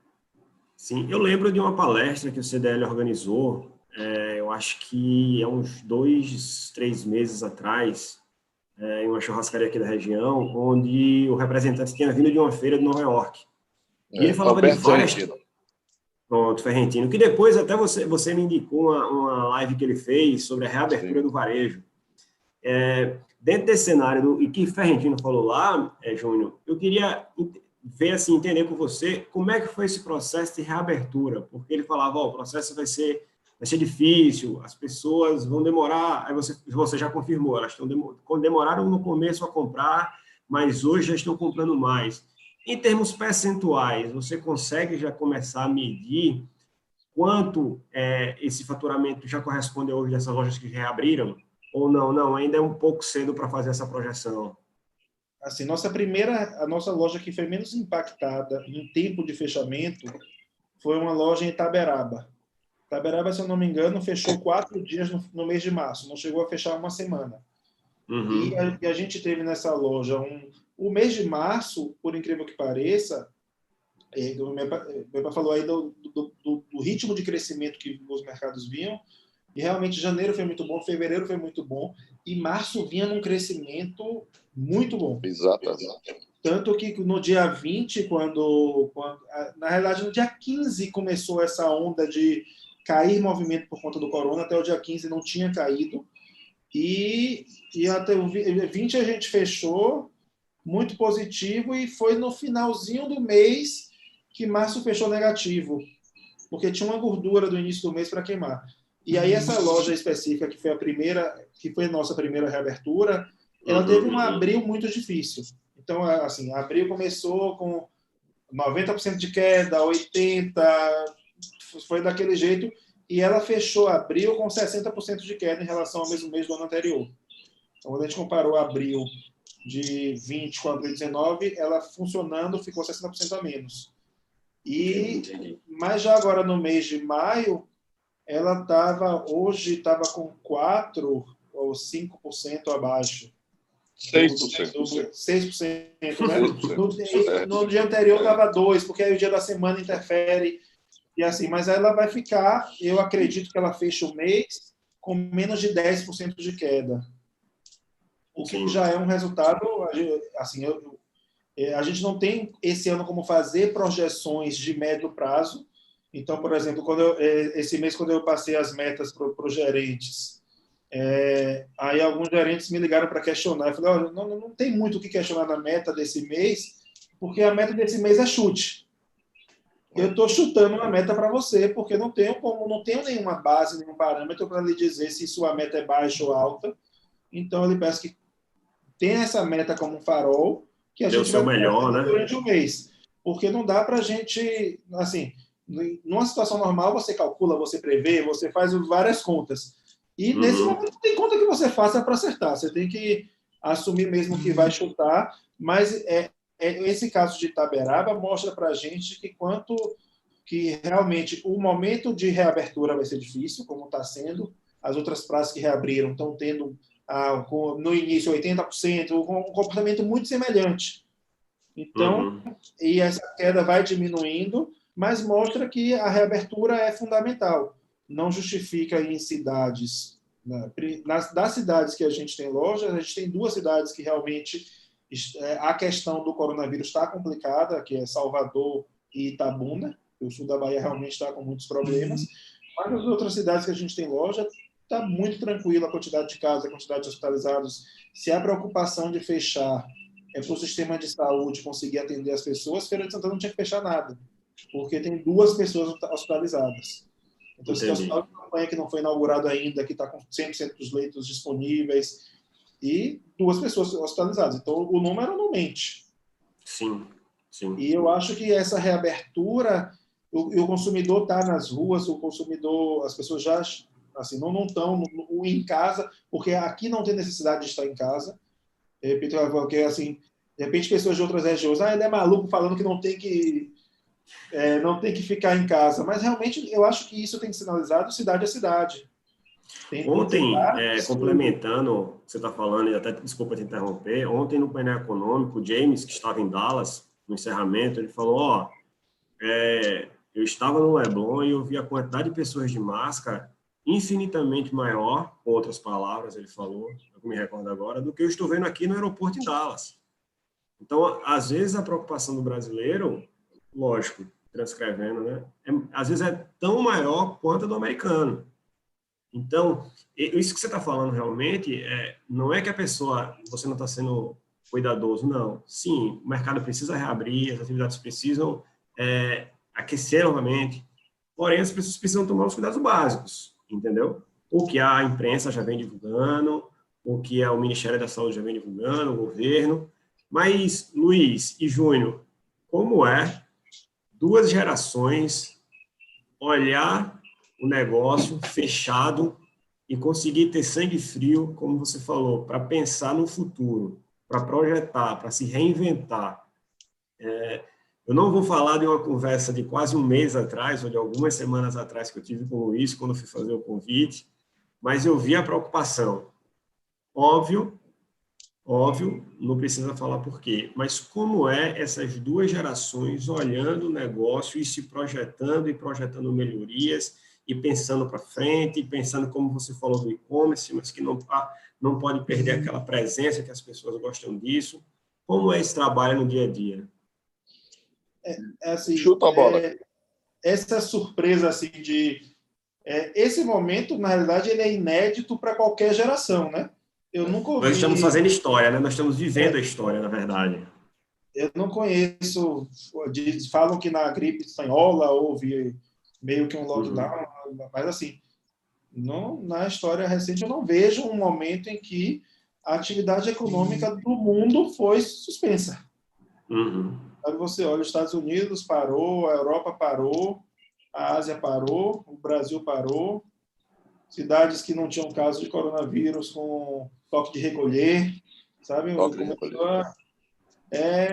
Virou um circo, um show de horror, porque os políticos começaram a ver quem queria aparecer mais, né? Em alguns casos, muito sem necessidade. E aí, era uma coisa que era inédita, então acho que todo mundo foi, dia a dia, aprendendo e pensando o que é que pode ser feito. a equipe, nesse momento, a equipe está muito junto, né? Eu acho que eu nunca vi as equipes tão juntas e preocupadas com a perspectiva da empresa, do negócio. Sempre se falou muito da importância disso, da empresa e dos funcionários, que um depende do outro, mas na prática isso foi visto agora, que antigamente era muito discurso e pouca prática e efetividade. Hoje não, hoje você vê realmente o funcionário vendo a dificuldade, eu vejo lá no escritório, por exemplo, e nas lojas também as equipes preocupadas com como é que a empresa vai pagar as contas se não está tendo receita, sabe? E o funcionário hoje ele entende isso, porque acho que no passado recente algumas empresas tinha muito aquele perfil do funcionário que não, a empresa é rica, a empresa pode, sabe, eu não tenho que economizar porque a empresa é rica, eu não tenho que a empresa pode pagar, a empresa... E hoje o funcionário também tem consciência de que depende de todo mundo a sobrevivência da empresa, porque realmente a receita zero e as despesas continuando, por mais que você faça algumas reestruturações, que você faça algumas coisas, é uma conta que a médio e longo prazo não fecha, né? Não fecha. Como sustentar por muito tempo. E é um futuro que a gente não sabe quando, né? São Paulo já prorrogou para o final do mês. Salvador, ninguém sabe se a gente não trabalhava com a perspectiva de Salvador retomar em junho. Eu não sei se a gente retoma Salvador em junho. Acho que das cidades que a gente tem loja, talvez Salvador e Itabuna não retomem o mês de junho. As outras, eu acredito que todas retomem e já comecem a ir meio para a normalidade de horário, de tudo, a nova normalidade, né? Porque os protocolos de funcionamento de lojas pós essa epidemia são bem complexos. Verdade. Vai ter mais. Ontem eu tive uma reunião com a Leves para a gente combinar como serão as reaberturas das lojas e assim, está tudo muito detalhado, como é que você tem que cuidar da higiene, da saúde. Então, os protocolos são bem cuidadosos com as pessoas e com a saúde para que não venha uma nova onda e a gente passe por tudo isso de novo num curto espaço de tempo, né? É isso aí. Você quer falar? E acreditar no futuro, porque isso não acaba, as coisas... as pessoas vão precisar comprar calçados, roupa, vão precisar ir a restaurante, as pessoas vão precisar viver, né? E são experiências belíssimas. Eu estava vendo um vídeo essa semana da Itália, velho, eu quase comprava uma passagem, porque a gente precisa disso, precisa de ir a uma loja, precisa ir a um restaurante, precisa compartilhar de bons momentos, e isso a gente só consegue convivendo e apostando no dia seguinte. Embora todos os cenários possam mostrar momentos de dificuldades, a gente vai ter que ter cautela, vai ter que ter prudência, mas a gente vai ter que tocar os negócios e até pensar em expansão, porque é uma grande oportunidade esse cenário para expansão. É uma grande oportunidade. Verdade. Né? Momentos, nós olhávamos há pouco tempo, conseguir um ponto comercial, alugar a 50 mil, proibitivo para nosso segmento. Hoje você consegue fazer proposta. Então, o mercado pode voltar, talvez não do mesmo tamanho, mas as empresas mais enxutas, as pessoas com mais cuidado com os seus negócios, funcionários, o cara hoje apaga uma luz, que não apagava. O cara hoje cuida da loja. O cara, sabe, então, ele quer zelar por isso. Ele está vendo o emprego, o trabalho, a renda, como é importante. As pessoas estão vendo como é importante. Teve uma ação da Arezzo recentemente que os clientes queriam ir, o segurança do shopping estava botando para fora, porque eles queriam ir buscar o produto na porta do shopping. Então, eles querem ter essa experiência. É muito bacana isso. Essa fase de isolamento não é bom para ninguém. Agora, nós temos que ter cuidado, apostar no futuro. Com toda certeza, teremos alguns momentos agora piores, mas teremos outros momentos melhores. E a empresa, ela é para muito tempo, não é para... Sabe? E o empresário tem que apostar nesse negócio, porque é o que ele sabe fazer, é a vida dele. Então, eu queria deixar aqui realmente uma mensagem de esperança, de otimismo, porque a vida não vai acabar. As empresas, se uma acabar, vem outra para o lugar, a grande verdade é essa. Agora, para você estar vivo, você tem que estar entusiasmado, porque não adianta você viver morto, né? Então, hoje eu já consigo ver, hoje no mês eu estava cuidando de todas as classes empresariais do Brasil para projetos de lei de alguns deputados, conseguindo recursos com juros zero, tá? Juros de 3% ao ano, porém, se você comprovasse o crescimento, baixava para zero. Então, com toda a certeza do mundo, encontraremos soluções. O governo vai ter que injetar recurso na economia e nós, talvez, no futuro próximo, tenhamos momentos melhores. Ou seja, as empresas mais bem estruturadas, com a consciência de economia, com a consciência de produtividade, certo? Com a cabeça voltada à produtividade e com injeção de recursos, assim. E a coisa vai ter que funcionar. Nós não vamos morrer por causa do corona, nem vamos deixar a economia quebrar. Vamos ter que trabalhar muito, todos os esforços, e tocar a vida para frente. Ótimo, Luiz. E é um momento também, só complementando, de falar, você reforçar muito as parcerias com fornecedores, com todos os parceiros, e realmente a empresa que ela quer sobreviver, que ela não quer acabar nesse momento, ela tem que ter muito isso em consciência, porque, de repente, é um momento que, a gente fez reunião com alguns empresários que, eu não vou pagar ninguém nesse momento. Rapaz, mas essa decisão não é de quem quer continuar no negócio. Você, vamos renegociar, vamos ver, vamos conversar com o fornecedor, eu preciso de mais prazo. Porra, se você consegue me dar, aí de tempo o fornecedor que se der mais prazo vai quebrar. E eu quero que esse fornecedor sobreviva para me fornecer no futuro. Então, eu acho que é um momento de muita empatia, né? Você se colocar muito no lugar do outro. Claro que você não vai fazer, na empresa, você não vai prejudicar seu negócio em risco, mas você tem que entender muito todo mundo. É aquele momento. Todo mundo vai perder. Eu acho que esse ano no país, tirando quem produz máscara, respirador e álcool gel, quem vai ganhar? Verdade. E é um momento de perda. Então, vamos tentar todo mundo se ajudar. Eu acho que o varejista precisa da indústria, a indústria precisa do varejista, todo mundo precisa do consumidor, todo mundo tem que sobreviver. Não adianta a gente sobreviver e não ter nenhum fornecedor que possa vender para a gente, que a gente não vai ter o que vender. E aí a mesma coisa a relação com locador, locatário, né? Tem muito isso. Os locadores têm que ajudar, os locatários têm que... todo mundo tem que se entender. Tem que achar um meio de passar por esse momento e sobreviver. Se é a intenção da empresa realmente continuar após esse momento, né? Que eu acho que é a intenção da maioria e tomara que a maior parte delas consigam.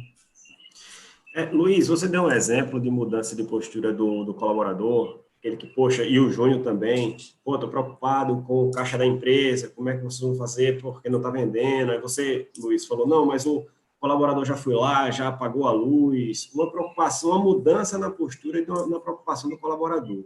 Enquanto empresários, todo mundo vai mudar, não só o empresariado. É um choque, está fazendo todo mundo repensar a sua postura. Mas, enquanto empresários, qual o perfil de colaborador que vocês esperam ter daqui para frente?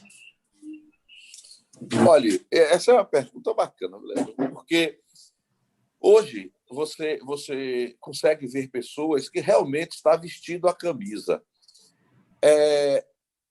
Eu precisava, eu tive alguma loja que eu fechei e eu iria demitir o líder dessa loja.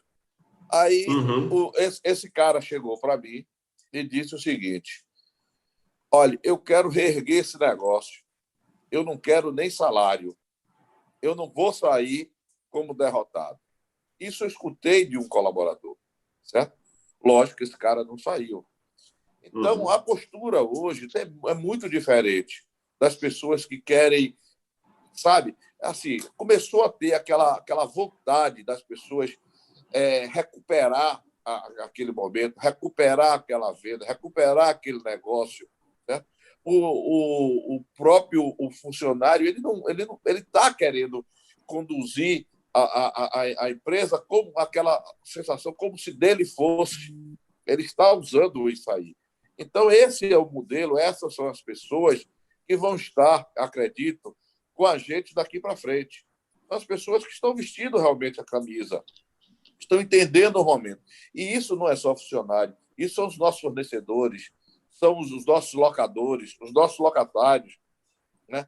Hoje as pessoas são solidárias, a todos os momentos estão distribuindo cesta básica, as pessoas estão produzindo, estão levando máscaras. Fizemos uma ação na Mersan e começamos a ter máscara para todas as pessoas.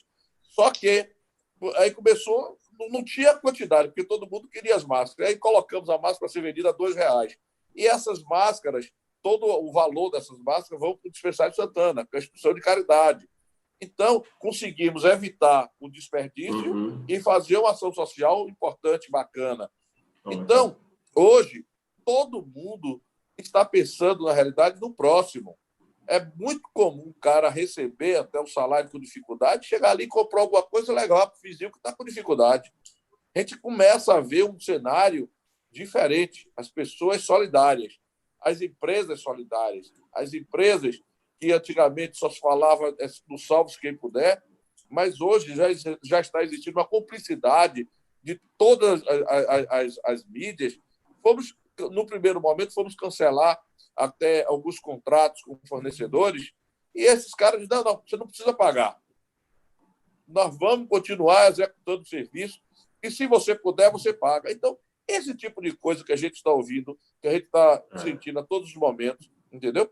É uma coisa importante. Então, estamos vendo isso da cadeia de nossos colaboradores, a própria empresa, nossos fornecedores.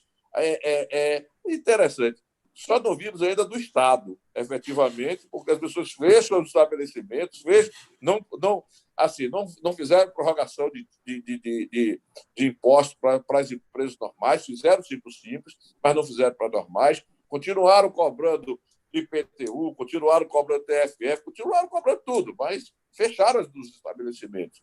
Mas a gente tem que entender também, eles precisam de caixa, está gastando fortunas aí nesse corona, mas nesse momento é hora de cumplicidade. É uma palavra, tem que ser essa, cumplicidade, parceria. As pessoas tem que ser cúmplice uma da outra para que todo mundo dê certo. Tem uma pergunta para você aqui de Jorge Araújo. Como presidente da CDL em Feira de Santana, como você enxerga que a cidade vai sair dessa crise? Vai ocupar uma posição de vanguarda ou vai esperar as outras e despontar na frente? Olha, foi para mim?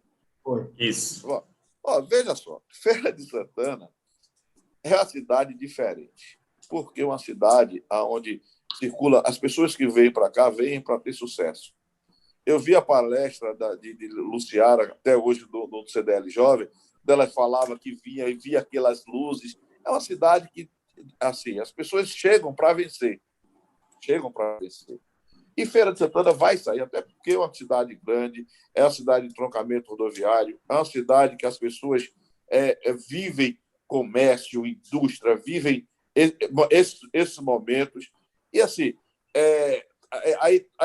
qualquer lugar que você vá, as pessoas vão falar de Feira de Santana, porque como o marco de tudo. E, com toda certeza, nós temos um empresariado forte, um empresariado unido. Fizemos, Júnior, você sabe, o tal de G20, juntamos 20 empresas, as maiores, para promover, para dar carro, para tudo. Essas coisas vão continuar. Nós vamos superar esse momento, com toda certeza, e com cumplicidade, e sendo mais gente, porque eu tinha um amigo que ele era um cara muito assim, tempestivo, muito difícil, a natureza. Teve um infarto, depois do infarto ele voltou sendo gente.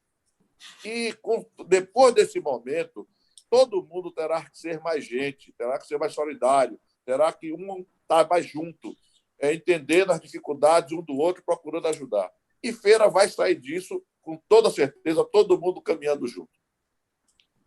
Ótimo. E Feira tem a chance, né, de realmente puxar o Nordeste nessa retomada, porque foi a primeira cidade do Nordeste a ter um caso de coronavírus.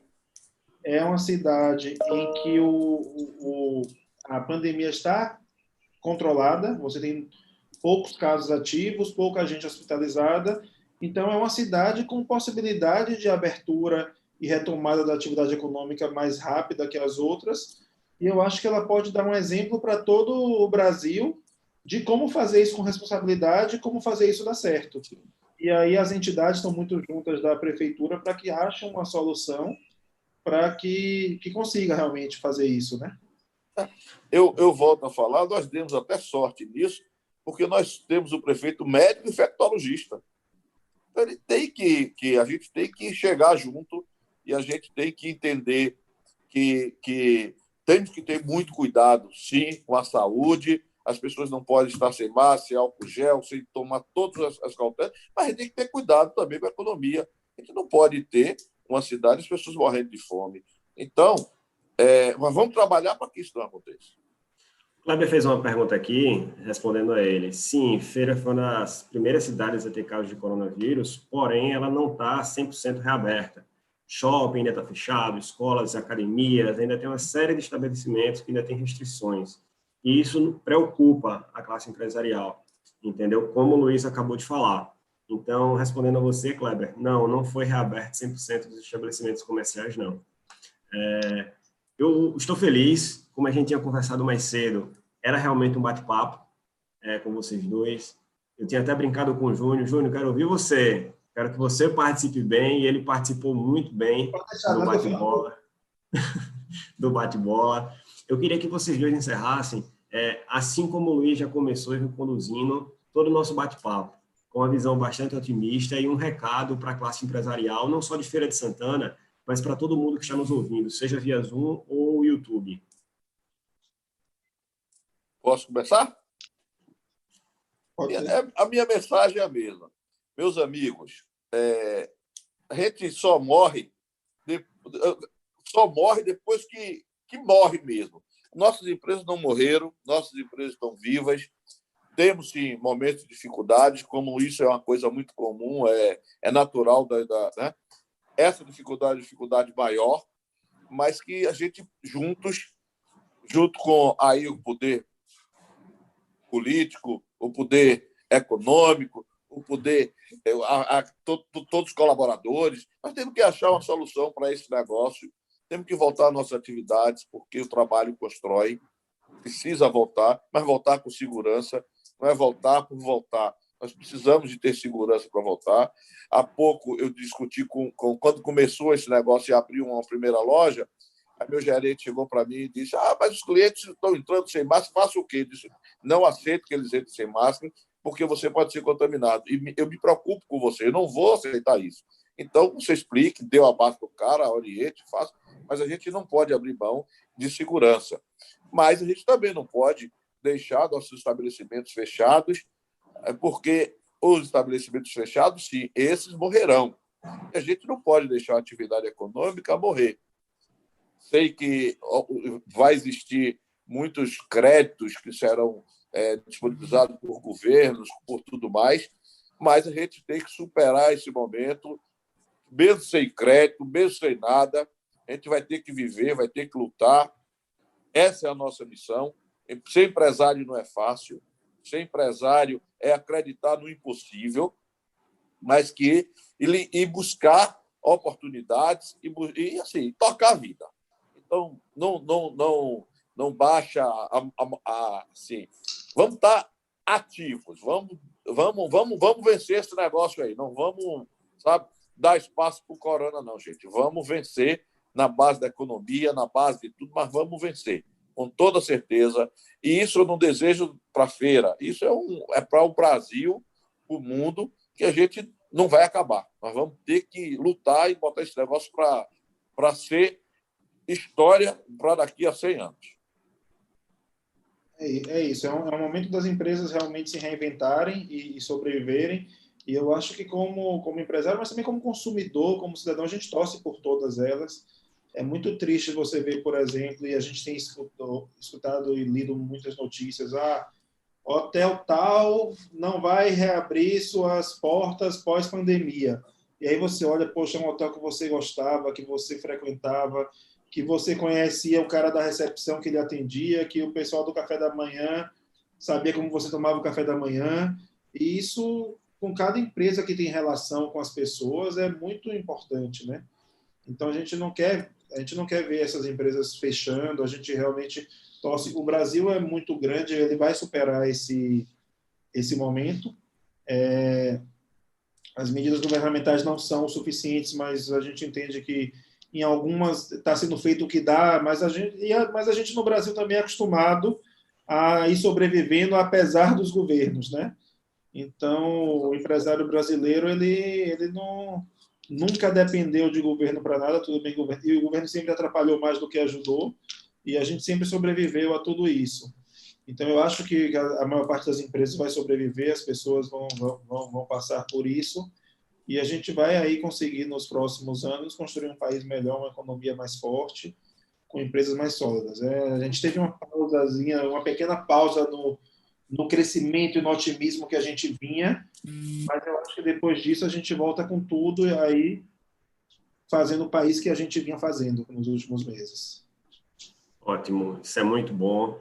É muito bom ouvir, é muito bom ver essa postura, essa mudança, como o Luiz falou, dos colaboradores, vocês dois estão me falando, dos empresários, e eu só tenho a agradecer a participação de vocês dois, entendeu? Esse é o primeiro evento online, era para ser presencial, e mudou completamente, entendeu? Então, a gente teve que se readequar em um momento até que as pessoas já estão começando a querer sair, a se cansar realmente de ficar em casa, entendeu? De participar de eventos online, mas nós tivemos uma adesão boa. E, com certeza, estaremos organizando outros eventos assim que esse movimento passar, assim que essa pandemia passar, para movimentar realmente a cidade, trazendo muita informação, que a gente sabe que quem melhor se informa, melhor investe, melhor decide. E eu acho que isso a cidade realmente tem muito a agregar, respondendo a pergunta do Jorge, a despontar ainda mais e continuar sendo uma referência na região. Não só na Bahia, mas na região Nordeste, como sempre foi. Muito obrigado, Luiz. Muito obrigado, Luiz Júnior. E vamos para frente. Valeu. Obrigado. Tamo juntos.